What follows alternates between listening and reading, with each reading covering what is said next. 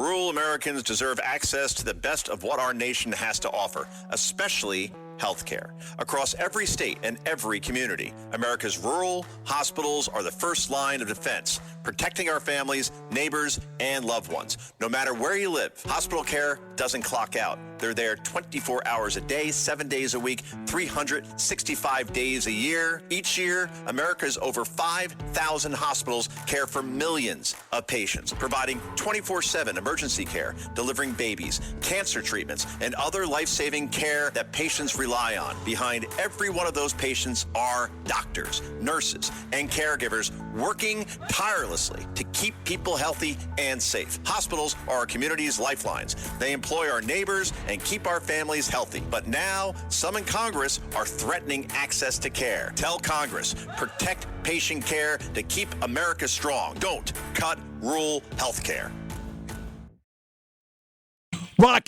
Rock the Casbah, the Clash, and the show in style. The brilliant artist, the great American patriot. You got to follow him on every social media platform he's got. My man, Scott LoBaido. Scotty, as always, honored to have you. Welcome back. Take it away, brother. Go. Run, Scotty, run. Good morning. First, I hope Bill O'Reilly's still listening. He is. It was about 25 years ago. It was my first major interview on like a major. I mean, I did stories in the Post and the local Staten Island ad bands, but this was the O'Reilly factor, which is funny that he mentioned that in the beginning of this when he was talking earlier. And this was my big moment. I'm going on Fox News. It was when I got arrested for the public schools not doing the Pledge of Allegiance, and I went there and blah. You saw it in the movie. Oh, yeah. Anyway, so I go to, and everybody said, listen, he is a beast. He is the top. He's the hottest thing on TV right now in the news across the world. It's Bill O'Reilly. He's going to eat you alive. And I go in there, and there he is. And you know Bill, he's like 9 feet tall. He is. Right? Yep. He's a giant. And his shoes were like the size of 65 Cadillacs. So intimidated. Yeah. I was so intimidated. And he knew that, and he saw that, and he worked me through it. And if you watch the interview, it's in the movie, you saw it. I looked so smooth, but I was crapping my pants. Yeah. But I just wanted. But you got to know. But he was your first one, and that's a tough one to do for your first one. I remember that's what I felt the first time I went on Stern and Imus. But as you found out in real life, Scotty, yeah, he's all those things. He's rough. He's gruff. He's Bill O'Reilly. One of the sweetest guys you'll ever meet. Bottom line. Oh, God, yeah. It's always like that. It's always like same thing with me and you. Yeah. We're tough guys. Right. We got balls. We don't take crap from anybody. But when it's time to take care and help some people out, we're right there. That's why we're all in the same boat. Correct. We say what we want, but we're good people. And that's why I'm here on your show, because I am going to say what people are afraid to say. And I want to talk about racism because I want to bring back, and I know there's a lot going on, and all your people covered all the bases, and the Olympics, and the speech, and Donald Trump's great speech, and so on and so on. But I'd like to bring things back that slide under the radar. This Governor Newsom, okay?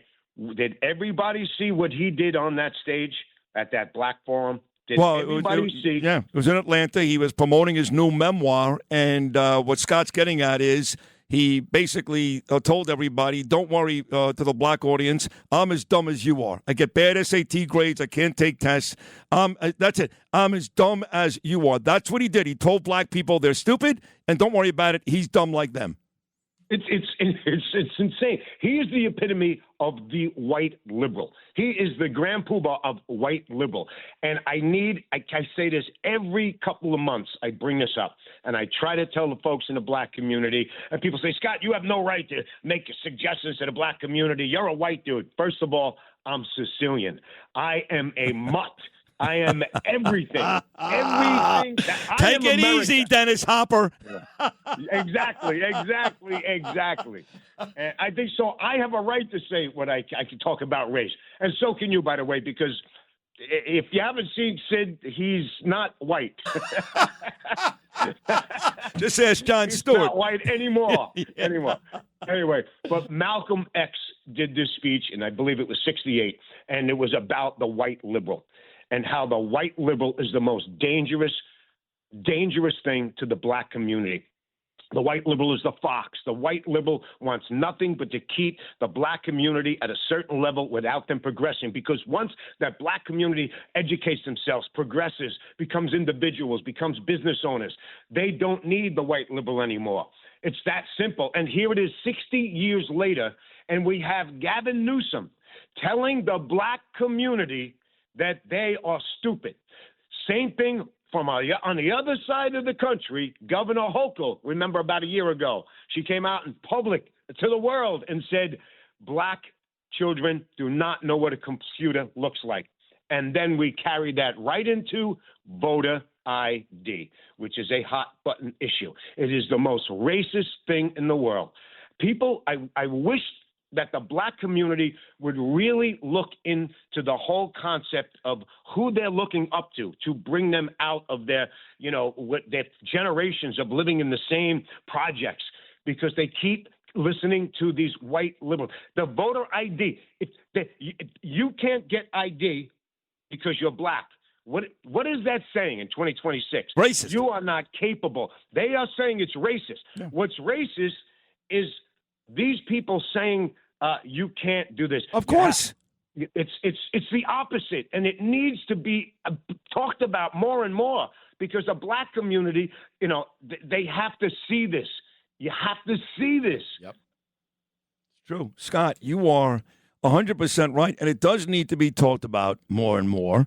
And it is racist on behalf of the white people, and that was just really great, Scott, of the white people to try to keep them down and say things like Gavin Newsom said. So I think Scott LoBaido, the great patriot, the great artist, you got to check him out, social media, his Instagram, it's all great.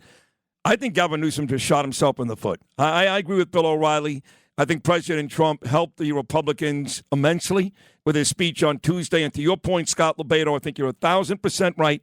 I think Gavin Newsom really shot himself in the foot. When you combine that, Scotty, with how moronic and downright stupid AOC sounded in Munich, I would say to the Democrats, good luck. We're done. Done for today. Scott LoBaido, you're brilliant. I love you. By the way, Scott LoBaido, he does these videos on Instagram. It's so cute. He's in his, I guess, like his studio, and then he makes his way towards the camera. And next thing you know, his good-looking face is there by the camera. Sometimes he's smoking, sometimes he's not. He's painting. I think his videos are the best on Instagram. He's probably not listening anymore, but if you are, LoBaido, your Instagram page, I think, rules. It's amazing. Lou Rapino, you're the best ever. I was going to say Justin Ellick, but what a great job by Kevin Drosch today. The program director is sitting in for Justin, did a tremendous job. You too, Noam Layden. As Gene would say, God willing, we'll all be back for a Friday show tomorrow morning at 6 a.m. Until then, from all of us here on Sid and Friends in the Morning, to all of you, New York City, that wasn't a snowball fight, dickhead. Peace! Rural Americans deserve access to the best of what our country has to offer, especially health care.